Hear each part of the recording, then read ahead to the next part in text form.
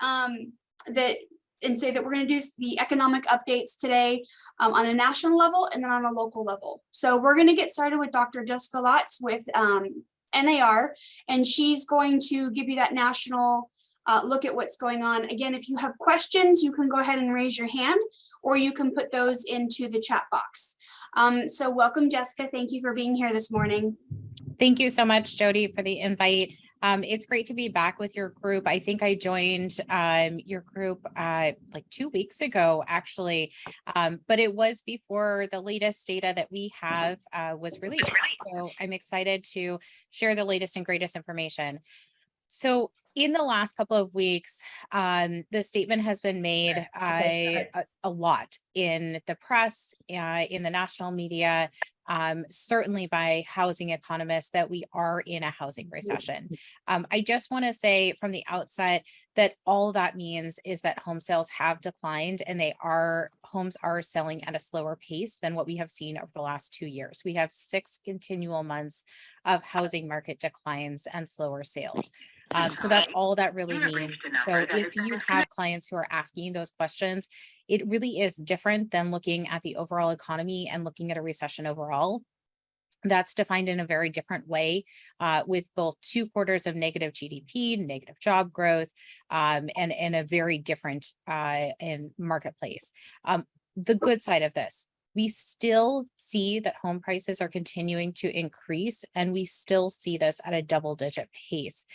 In fact, in 99% of markets nationwide, home prices are still increasing on a year-over-year basis.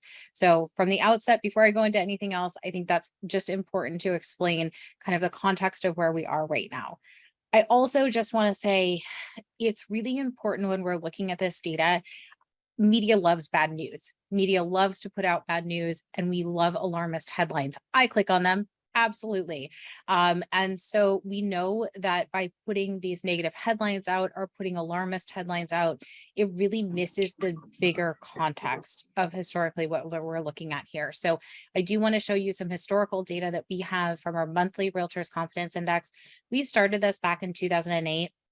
If you were working in the real estate market at the time, or basically turned on any news, you knew what was happening. We were in the midst of the Great Recession. The housing market was in decline at that moment, really even hadn't hit the bottom at that time, but it was a very, very different environment than what we're in now. So I want to show you some data that we're collecting on a monthly basis. This is based on a survey of our members, and it's based on more than 3,000 people who had a client in the last month and who are active in the real estate market. So that's the bigger context of what this is based on. So looking at the most recent data, what we do see is that median days on market has continued at a record low at just 14 days on market. So that's 2 months in a row where we've hit that 14 days.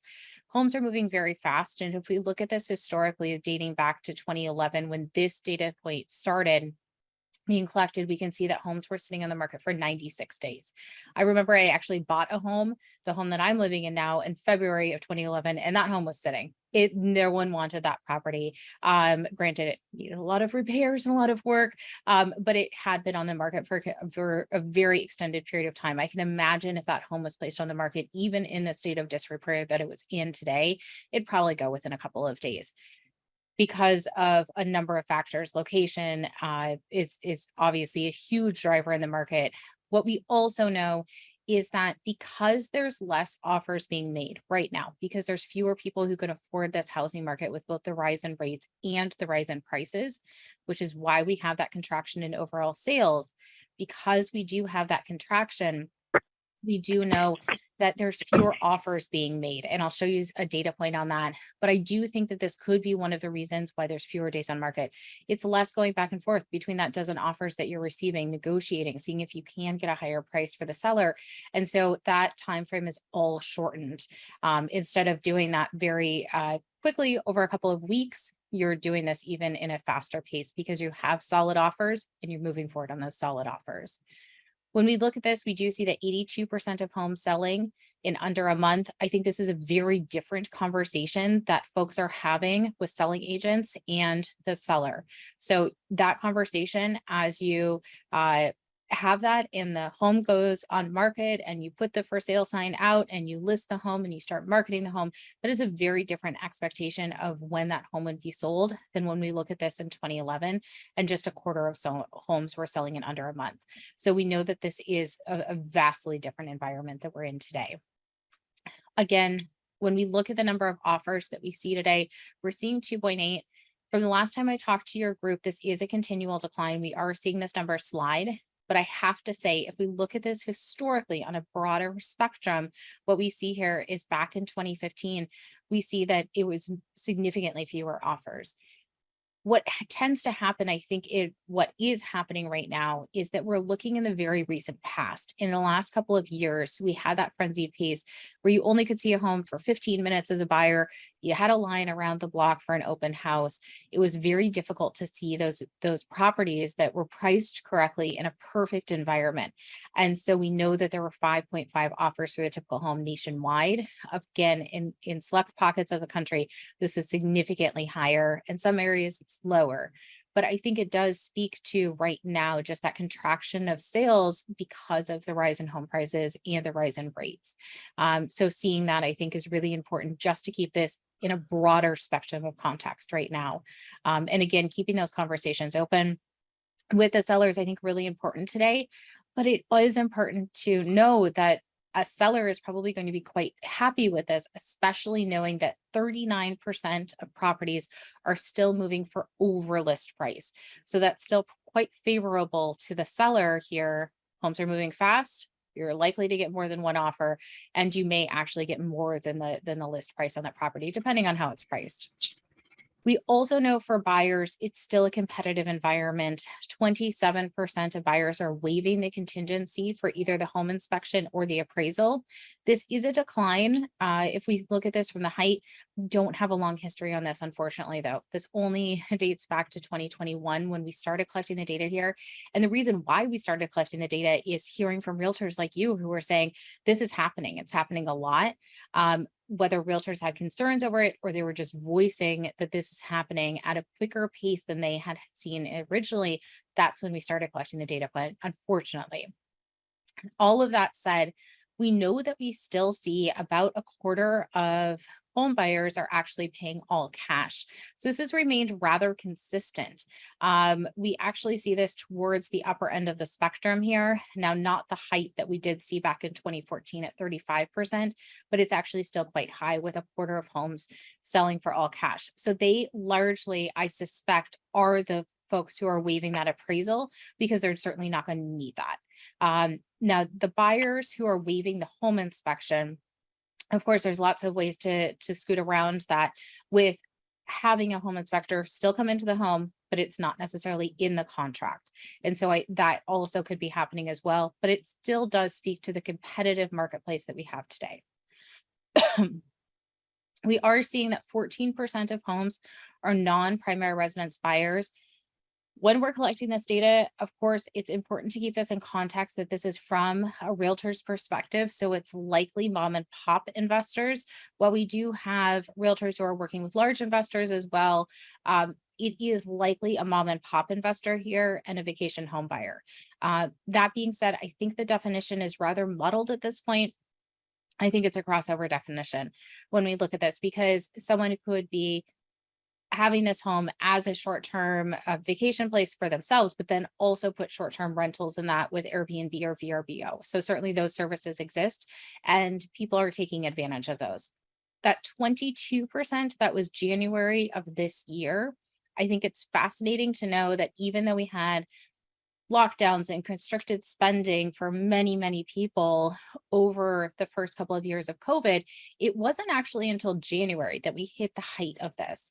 I think this is fascinating. I think it could speak to just mindsets of folks too, knowing that at that time, Europe was still pretty much on lockdown. And if you traveled internationally, you had to have a negative COVID test to come back. So I know many people who got stuck unexpectedly in Portugal for 2 extra weeks.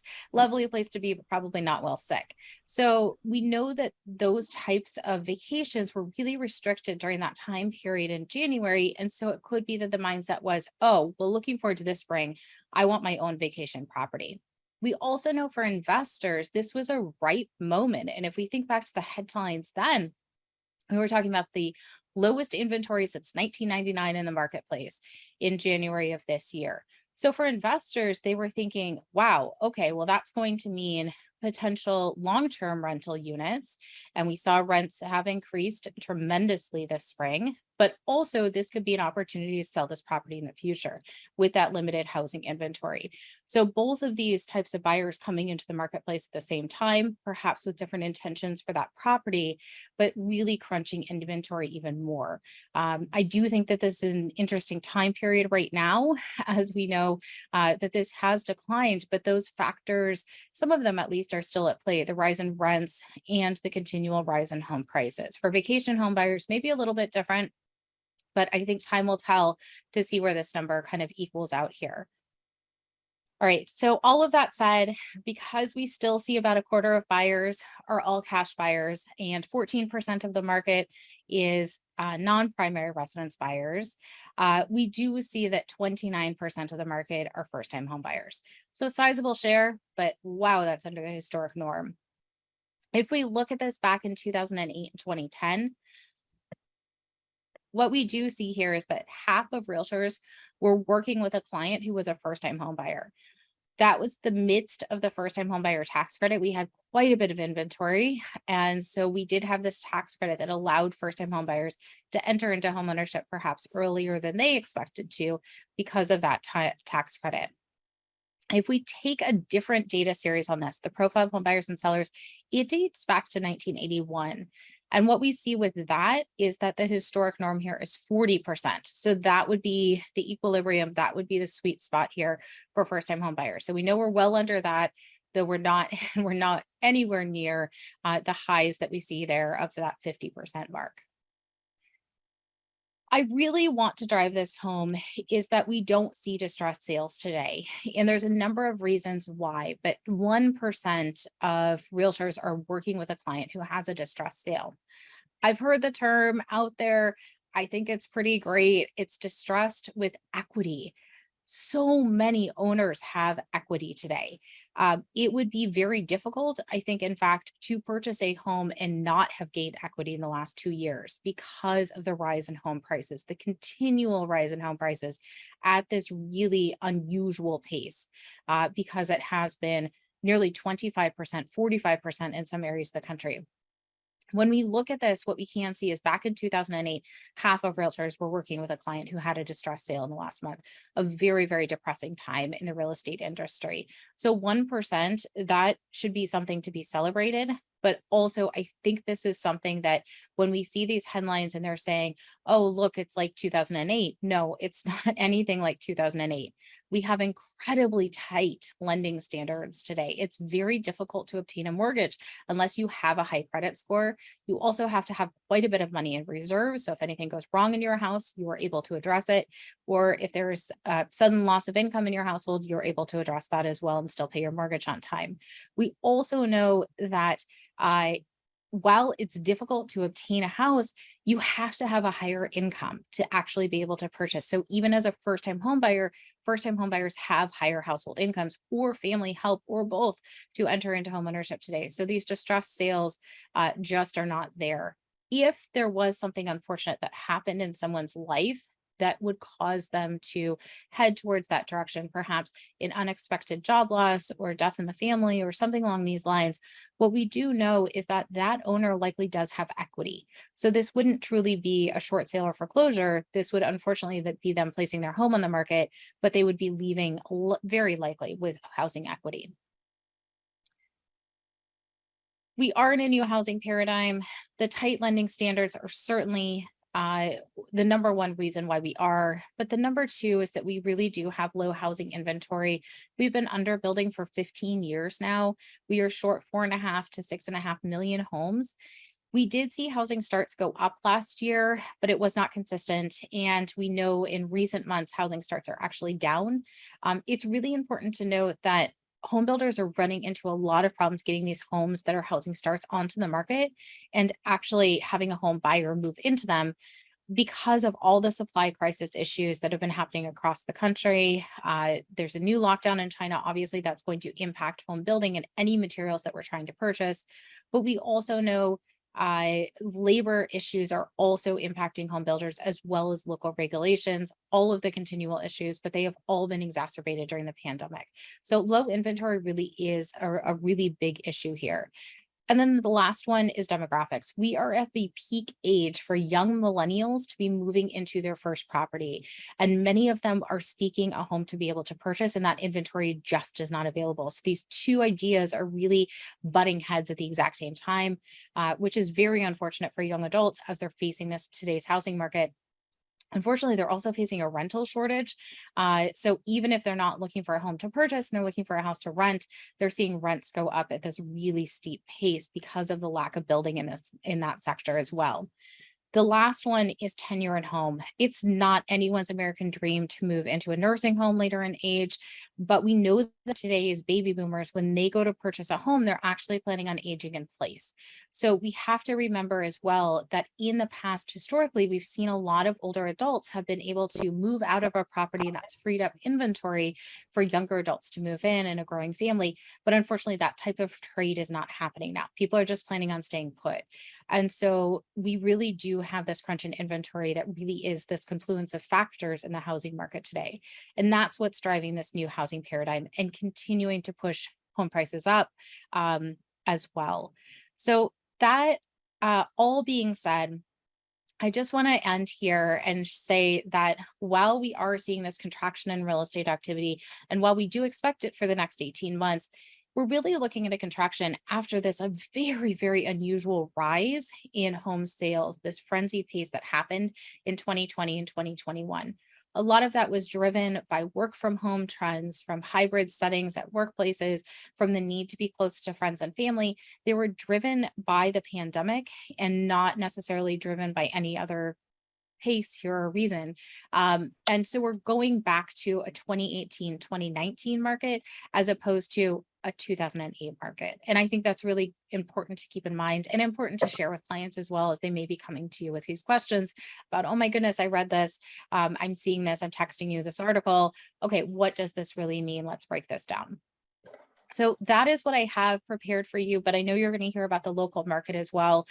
So I'm excited for you all to hear about that. I can stick around for maybe a minute or two for questions, but I actually have to pop off for another presentation as well. So thank you. Thank you, Jessica. Does anybody have a quick question? You want to raise your hand or put something in the chat box? We can maybe take one or two questions. Dave has a question. It's more of a statement, and I put it in the chat early before a lot of people may have gotten on. In regards to what you were talking about, it was mostly about units, not necessarily about price points. So the units are declining, and just more of wanting to make sure people realize that you were talking mostly about units, not the price of the home itself. Absolutely. Home prices continue to go up. If anything, we're seeing that instead of home prices going up 25% year over year, which we were seeing nationally, which is that's not a healthy pace. That is a frenzied pace, and that is not a healthy housing market. We're now seeing that retreat to about 11% increase year over year nationally. Of course, every local market is different, but in 99% of housing markets, home prices are increasing on a year over year basis. Thank you. Does anybody else have any questions? Otherwise, we are, again, I want to say this again, we are recording, and Jessica will send me her slides. So we'll get these out to you guys, the slides later today, and then early next week, the recording. So does anybody have last minute questions? Okay, if not, thank you, Jessica. And we're going to do this again in December. I don't know if I've got that on your calendar again, but we'll do this one more time this year. So thank you for being with us. I appreciate it. Bye. All right, next we have Dave Campagna, who's now with Cross Country Mortgage. For those of you that don't join us on CVVA regularly. So Dave is going to give a more local look at everything and tell you what's going on. So Dave, welcome. Thank you. Thank you. I'm also going to share screen so you guys can follow along. And yes, these Slides will be made available. You can email me at the end of the presentation if you would like to have a copy. So to start with, I'm just going to jump right into some of the most recent numbers. Now, the good news about when I present is I'm a single guy just putting stats together, whereas Jessica was putting in nationwide stuff. So here we are on the 8th of September, and I'm reporting what we closed in the month of August, where she's reporting June, July numbers a lot of times. So it's another distinction that you have to keep in mind when you're watching the news, and that my numbers are a little bit closer to market, right? You can't get much closer unless I wanted to pull the last 7 days of September to add those in, and including weekends, you're really not going to have that much reporting. So it's nice to note with where we're at in San Jose, I always track areas 1 through 19. So another distinction that it is not the entire county. It's not the city limits of San Jose either. It's basically area 1, which, as you know, is South County, Gilroy, Morgan Hill area, up through about Cupertino, includes it does not include Mountain View, but does include Sunnyvale, Saratoga, Santa Clara, and Milpitas as well.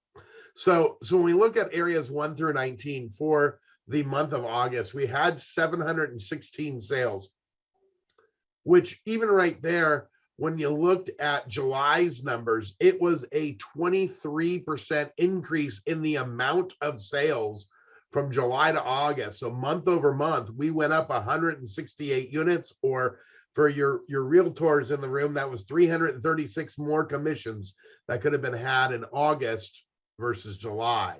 So our pace of units has increased month over month. But as Jessica was stating, year over year, you have the anomaly because of COVID that the numbers are off a lot, right? Because the supply wasn't there and such. So when you look year over year, and I'm going to bring you more than just year over year to put it in perspective. When you look year over year, we had 995 sales in August of 2021 versus August of 2022 at 716. And yes, for the very first time, start running for the hills now, because our price went down by 2%, $34,359. And that happened in the most recent class. And I'm not talking about 2008 and 9. I'm talking about more recent than that. And I'm going to share with you that coming on up. But I kind of wanted to point out a couple other things that's on this slide. Remember, this is single family only. I do single family in our condos and PUDs as their own slide. So our average close price, and again, average, not median. A lot of times in the news and some other stats, they'll use median price, which would say half of the homes sold for less than this price and the other half sold for more. Mine is an average price. So it's a little bit different statistics. So my numbers may show a little bit higher, even if someone's doing median of 1 through 19. So just to kind of put that into perspective for you. When you look at our percentage asking, you're about 100%. You're technically a little bit lower, less than 10K, right? We listed them at 1,774 and closed them at 1,766. Now, the interesting thing on that is our list price year over year went up 7%, but our close price went down 2%. So the expectations of the seller was that they were going to get more, but it just didn't happen, right? When we look at the unit decrease, it's 28%, but again, month over month, it's up 23.5%, right? So as I promised, I went back a few years and I told you that there was another year over year period where we saw a negative trend, and we all didn't go running for the hills then, so we shouldn't do it now either, right? So here is the last 7 years for the month of August in areas 1 through 19, single family only. So if you look at the 2018 numbers, our average close price was 1.375. It took 31 days on market. So technically took more than most months, right? By 1 day. When you look at 2019, it retreated to 1,304,000. And a lot of people forget about that, right? And if you look at that differential versus the differential of where we were from 21 to 22, it's double, right? And again, we didn't go running for the hills. It's still a healthy market. Still only took about 30 days on market. In fact, if you average all of the days on market, it's at 25 days over the last 7 years. And if you look at the units closed, it's 887 units closed on an average basis. So as I go backwards to this slide here, again, we had 716, right? It's not that far off, guys. I mean, yes, it's the lowest out of 7 years, but it's not that bad. And refresh people's memory. And the reason why I picked 7 years is even though Jessica was from National Association of Realtors, the California Association of Realtors still says that it's about 7 years as far as the longevity that someone stays in their home. And if you had bought the average home in 2016, you would have only paid 1.116 for that house, which means it went up 58%, even though it declined the 2%. It went up 58% compared to what today's average price was. That's a huge, huge profit in regards to that. So still, real estate is a wise decision. Now, she had also said that she anticipates that the appreciation rate year over year to be in the low double digits. And I may disagree a little bit on that one. I think you're going to be in the mid single digits. And so mid would be about 5% or so, which is the 50-year average of homes in the entire United States. If you go back 50 years on average, it goes up 5% a year every year. Some years it goes up more, some years it goes down, right? Sometimes it stays the same. But on average, it's 5% a year. So remind people of that because they can Google that and find that. So even if it goes down a little bit like we just saw, you're not selling next week after you just bought it. You're probably going to stay there for at least 7 years. Or even ask them, what do you think your longevity is going to be? Show them this slide, right? When we switch gears and we look at our condo and PUD market and we look and see what's happening there, let's see if it's the same trend. So if we look at that one, there was 277 sales. Average days on market was 25, so 1 day longer, right? Average list price at 928, sold at 927. And guys, this is not a typo. It's exactly $1,000 differential. I did it 3 times just to make sure I got the number right because it was just so weird. And that really doesn't mean anything until you have something to compare it to, right? So here's the year over year. We had 476 sales, and yes, only 16 days on market. And yes, they closed for $935. So yes, we have a $7,368 decrease in average price. But the interesting thing that I see on here is the expectation. The expectation on the list price was only that only went up 3%. Versus on the single family went up 11, right? So just a little bit of expectation. Just bringing you the next set here, which this right now is no longer what's sold, but what's on the market. Now these numbers are as of yesterday morning at about 6:30 a.m. So if you've been on MLS after 6:30 a.m. yesterday morning, the numbers might be changed by a little bit, right?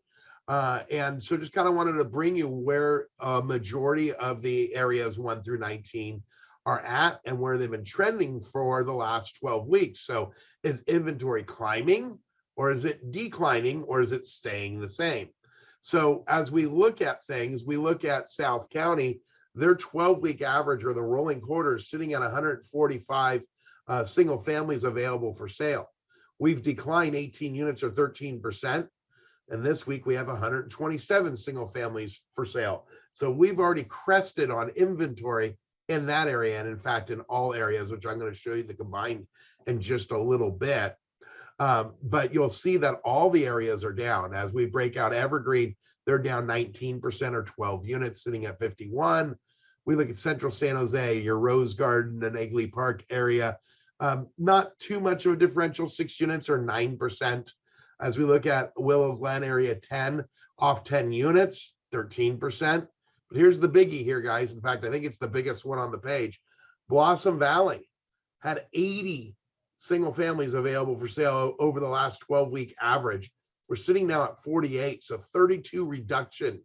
So, I'm no wizard and I don't have a crystal ball and I don't know any magic, but when you've got inventory going down 40% in Blossom Value, God, I can't say that word today, Valley, you're probably going to see some price appreciation in that area, right? There's less choice.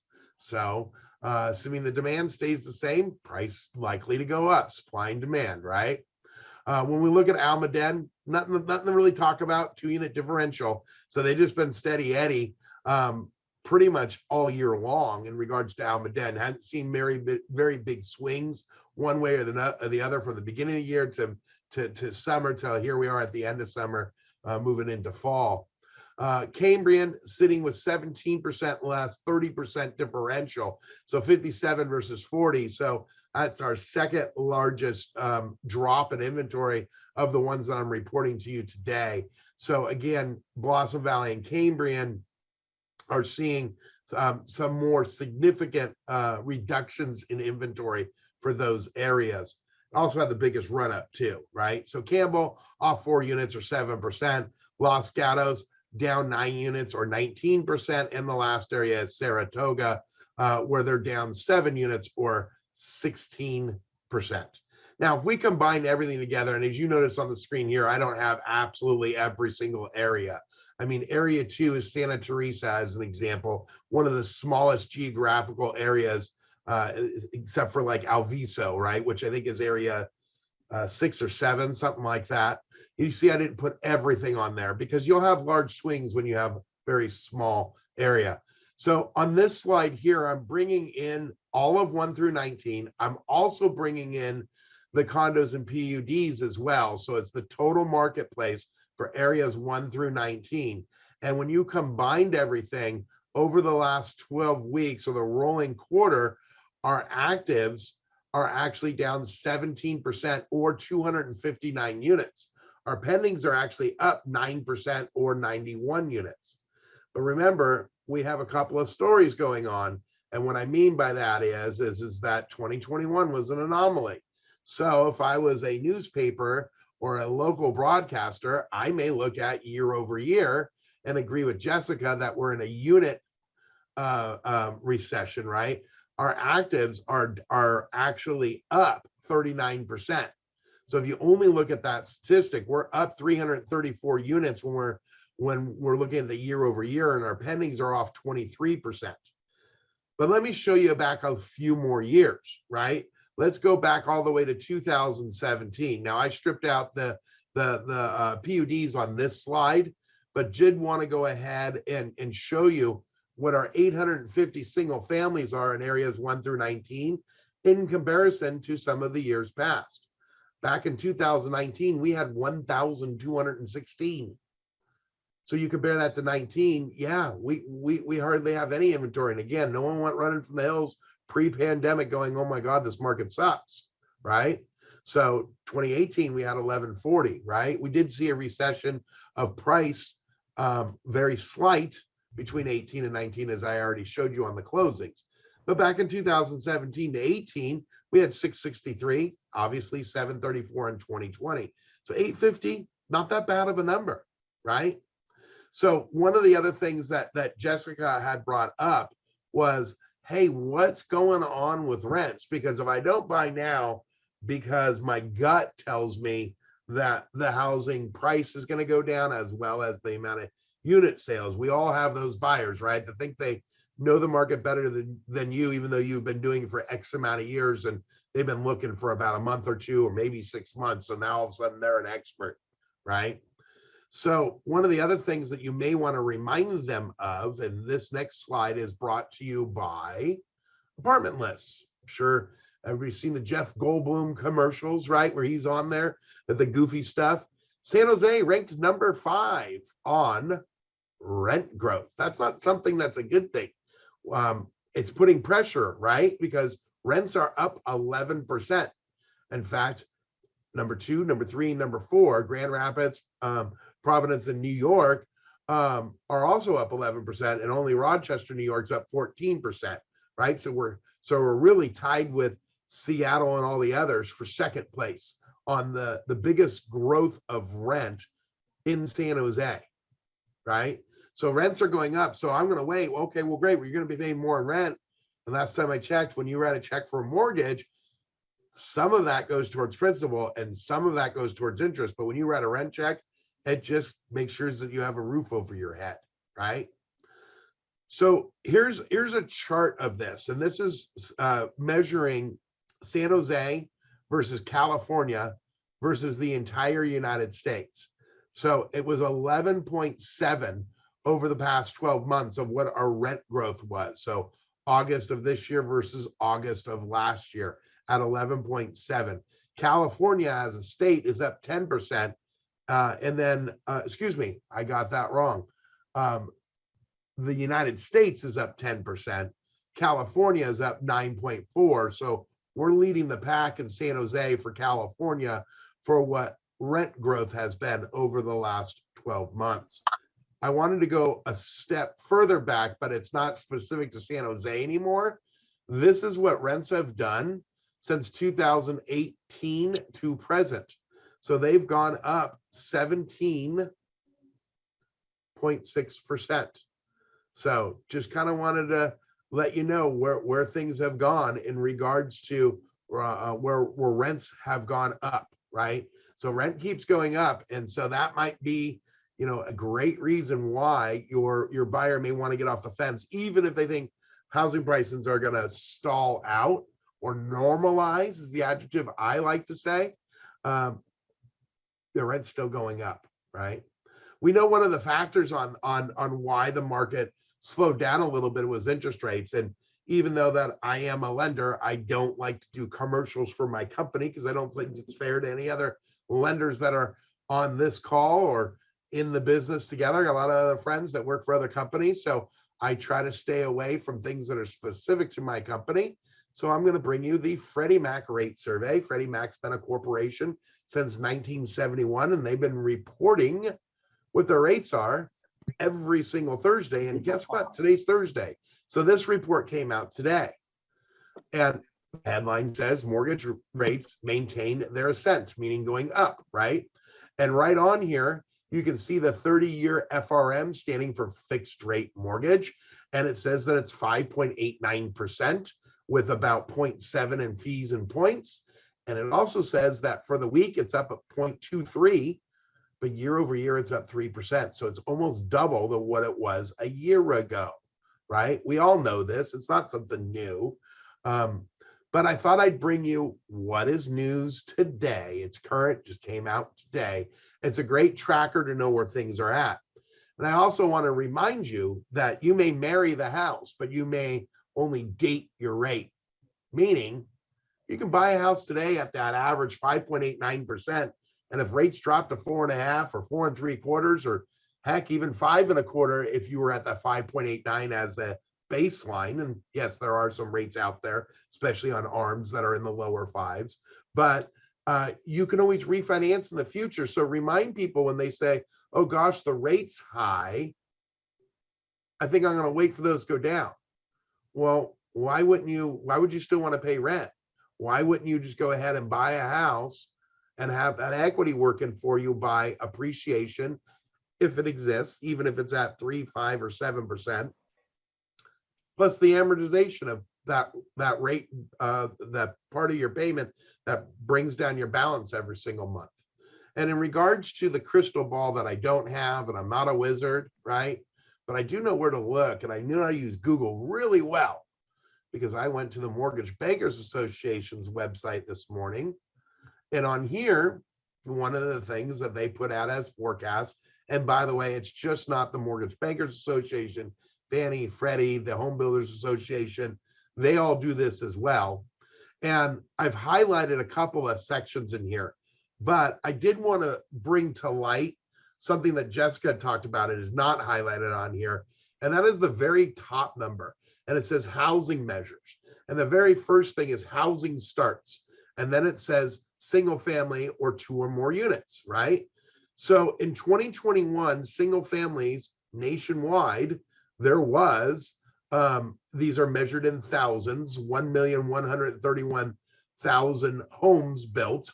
And 2022, they're predicting, because it hasn't closed out the year yet, a smaller number at 1.044. In 2023, they expect that to increase, right, to 1.076, and in 2024, 1.232. Now, one thing to remember, this is housing starts, not housing completions.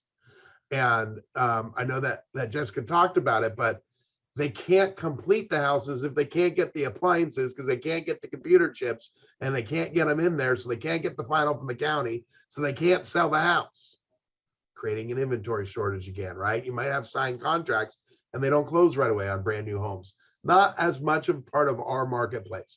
Now, I also mentioned on the previous slide that you can marry the home and only date the rate. They predicted with the Mortgage Bankers Association, and this report came out on August 22nd, they predicted that for all of 2022, that the average rate was going to be 5.2%. You go, well, Dave, hold on a second. You just told me that it was significantly higher than on the previous screens. How would it be 5.2? Well, remember, we started the year in January, as every calendar year we start in January, but back then the rate was 3.8, right? So when you start averaging that in, that brings the average lower, right? They think in Q3, which we're in right now, the average rate's 5.3. Remember what the headline said. They went up 0.25% in a week, right? So we're rapidly going up. So they're predicting that, we're going to level off at 5.3 and start to go down a little bit in quarter four at 5.2. And in fact, in 2023, they think we're going to be at 4.9, and 2024 on average, they think we're going to be at 4.3%. Again, I love that little saying, you marry the house, you're renting the rate, because you can get a new rate in the future. Get in now, start having appreciation and amortization work for you. You can always refinance in the future. Now, when we look at the next one, which is highlighted in orange with the blue, these are units, right? So it says mortgage originations, 1 to 4 family, in billions of dollars. So this is dollars, and the one in purple is units. Excuse me, let me clear my throat here.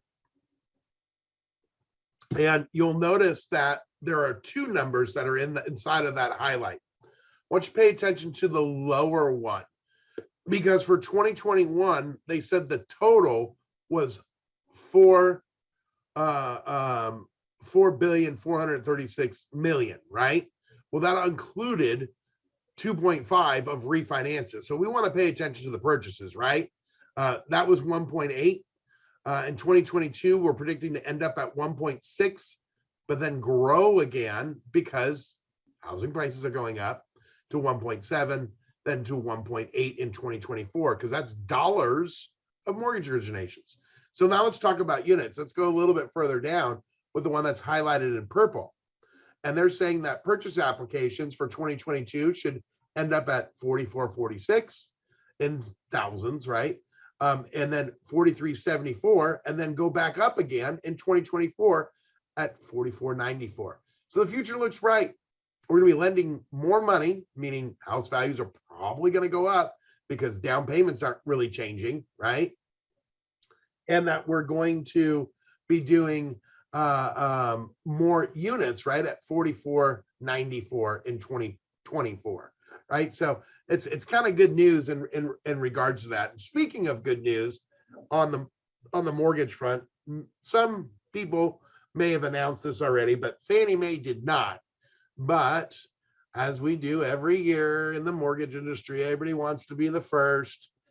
Mortgage limits, they tend to go up every single year, and they're set to rise in 2023 for conforming loan limits. And I know I gave you a slide that said that our average price was 1.7. So you're going, Dave, who the heck cares? Well, let me hear me out on this a little bit, right? So our base limit now nationwide, because you might be working in other marketplaces, anywhere in the entire United States, Ohio or Modesto, right? 647,200 is the nationwide limit for a conforming loan amount, which only requires a 3% down payment. Then we've got the high balance limits in the Bay Area, which allows us to go to 978,800 with only a 5% down payment. they're expecting that it's going to go up about 10%. So the new limit nationwide is going to be 715, which would make the new high balance limit basically 100,000 more at 1,072,500. Now, you notice I have an asterisk on there. I said limit subject to change may be higher. So when this happened last year, when we increased rates and we're trying to stay ahead of the curve of what Fannie and Freddie said the new limit was going to be, it was announced that it was going to be 625, and when they actually announced it, it was 647. Now they announced this in November, right? Late October to November. Fannie Mae will officially announce it. So that number of 715 would be higher. The 1,072,000 is always 150% of whatever the nationwide limit is. But they're predicting that it's going to be at least this limit. And lenders that are accepting locks and closing loans as this being the base limit already, they want to be conservative, because what if they miss the mark? So they're not going to stretch it. They're going to wait for Fannie Mae to come out with it. Now, let me go on with why this is important to you as a real estate agent. What's my purchase price increase with the new high balance limit, right? Because those are loan limits. And last time I checked, people are putting a down payment, right? So with a 5% down payment, now you got an extra 100,000 in buying power. In fact, $107,053. So you can buy a house. I know it's a weird number, guys, 1,128,947, but that's how math works, right? With 5% down, you take 5% of 1,128,947, and it equals 1,072,500. So you could round up and go, hey, I think my client can come up with the extra $1,050 generally, right? And say that you can get to 1.130 just to kind of memorize maybe a little bit easier number. Now with 10% down, you can get all the way to 1,191, right? And with 20% down, which then you'd say, Dave, I could just do a jumbo loan if I had 20% down, you can get to 1.340. So why this is important is twofold. On the 10% line, you can always get a second mortgage and do a first-second combo of 500,000 on the second, right? So now you're getting a new purchase, a new loan amount with 10% down. You're getting a new loan amount of 1,191, 667 plus 500, right? Divided by 0.9, you can get to 1.880 with 10% down by doing a first and second combo, and that is a conforming first mortgage. So that was our average price, right? 1,880. Now with 20% down, you can add a second to that as well. With 5% down, a little bit harder to do. Now, why do we care? Now, I'm not trying to make you guys loan officers, but just going to remind you of a couple cool things about conforming loans versus jumbo loans, right? So to start off with, is that you don't need to have the 20% down. Now, there are some jumbo loans with 10 and 15% down with elevated rates. Like those are out there, but they need a ton of reserves, right? They also, you generally go to a 43 back-end debt ratio. Some are going to 45 now. Fannie Mae goes to 50, right? The next thing is they don't need any reserves. So speak about those 15 and 10% down jumbo loans with no MI. They need a lot of reserves, guys. So money left over, PITI left over in the bank, especially if you're not selling your departing residence, right? Because now it's got to be some on that one plus the new one. You don't have to worry about that as much when you're doing a conforming loan. Credit scores on a conforming loan, they go all the way down to a 620 credit score. Now the pricing's awful, but you can do it. In fact, Freddie Mac will go all the way down to a 600. Jumbo generally starts at a 680 to 700 credit score. Not that I'm advocating to go get the bottom of the barrel clients, but sometimes life happens to people and they're forced to downsize. We talked about there's not going to be any foreclosures. Well, I might sell that house if I can't afford it anymore, and I might buy something more affordable, whether it's in the area or outside of the area. And maybe that event caused me to be late on something, so my score went down. So think of it as from a seller perspective. And one other really cool thing about a jumbo loan, a conforming loan versus a jumbo loan, is they'll allow co-signers. So you can, if your debt ratio is still too high, you can go and get a co-signer as well and bring down that debt to income ratio. One last thing, without it being a non-QM loan, non-qualified mortgage loan, You can do a 1-year look back on tax returns.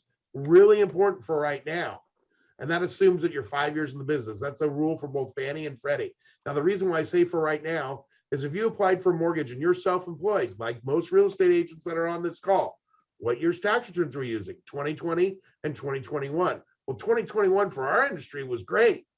But if I owned a restaurant and I was closed because I was in lockdown, or I had a bunch of employees that went out sick because they were on COVID and I couldn't hire employees, my 2020 numbers are going to suck. My 2021s may look a little bit better.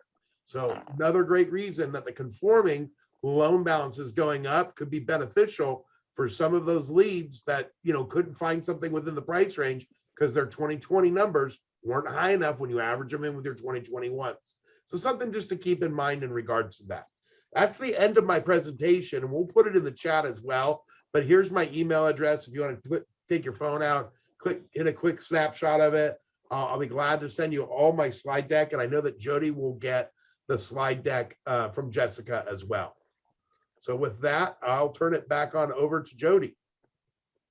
Thank you, Dave. So did everybody take all that in? Everybody's ready to go educate their clients now? Ready? So who has a question for Dave? There's got to be questions.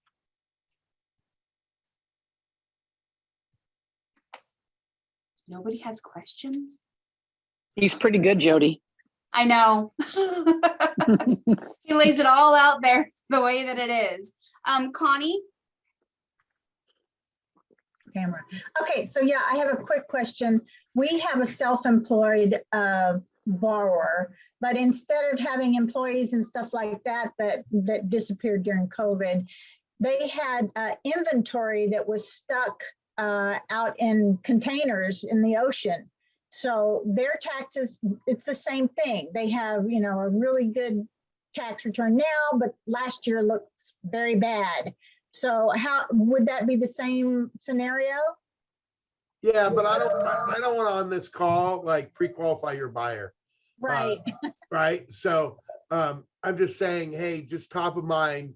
If I only had to use 21 and I could ditch the 2020, hey, it's another advantage for conforming loan. There are other products.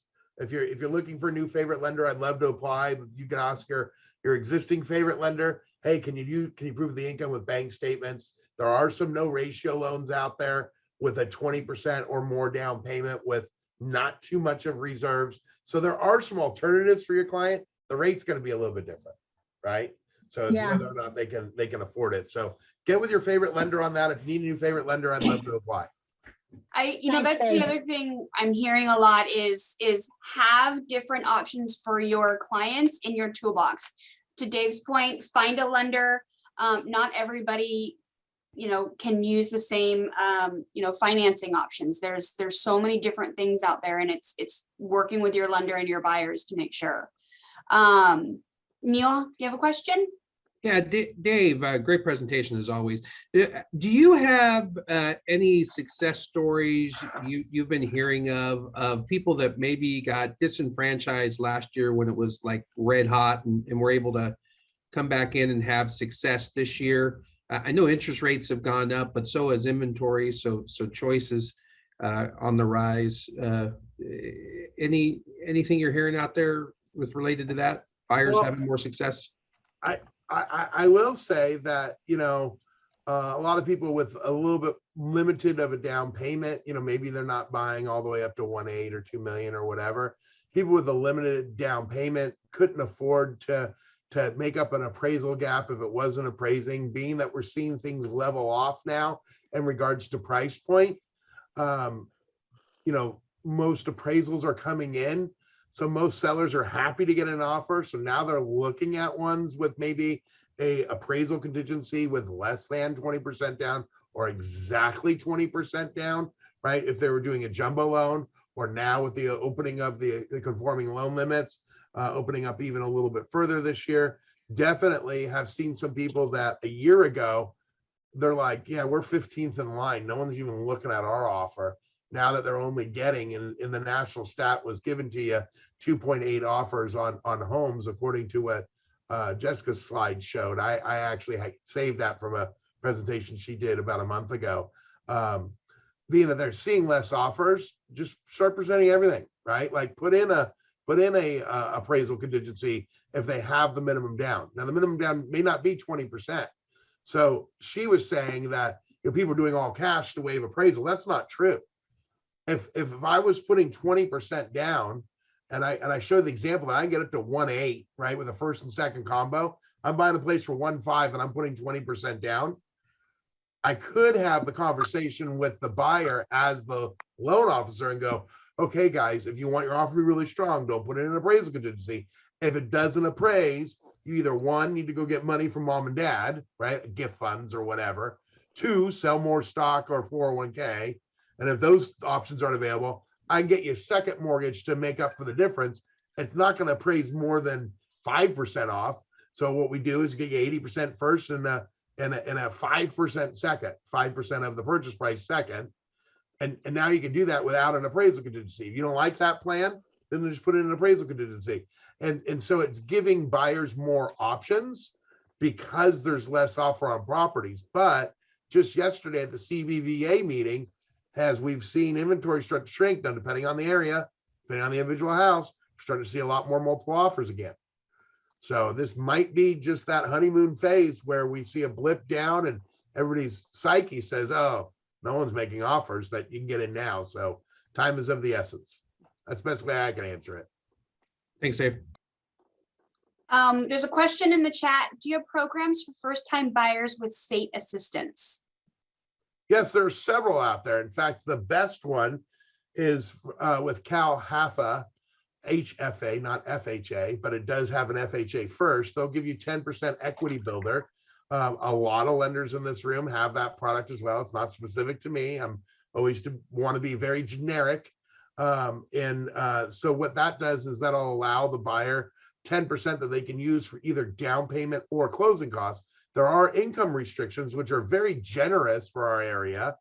But then, you're going to max out on loan amount too, right? So you're not going to be able to buy 1.8 utilizing that program. You're going to be much lower. So yeah, there are definitely down payment assistance programs, but be careful what you ask for. My very first conversation I always have with the real estate agent when anybody asks me this question, do you have any down payment assistance programs? Yes. Does your buyer have any money? Well, if they had money, why would we ask for the down payment assistance? It's okay. Let me ask my question another way. Do you know any sellers that are willing to take an EMD of like, I don't know, $5,000 on $1 million property? I don't, right? So be careful what you ask for, because if you're going to do the down payment assistance, are you going to be able to get that client into escrow? Do they have 20 grand of their own so that they can meet that EMD, which would still not even be a full 3% on $1 million property, right? That's 30 grand. So make sure that, we can give you what you ask for, but you still can't get into contract. So make sure you're having the real conversations unless you're looking outside of the area. That's the best way I can answer that. Awesome. Karen, did you have a question? Nope. Okay. Nope. Okay. Does anybody else have questions for Dave? We timed it right. It's right at the top of the hour. It's We 11 o'clock. did. So I put Dave's email in the chat box. I'm going to copy and thank you. paste it one more time just so you guys have it. Dave has his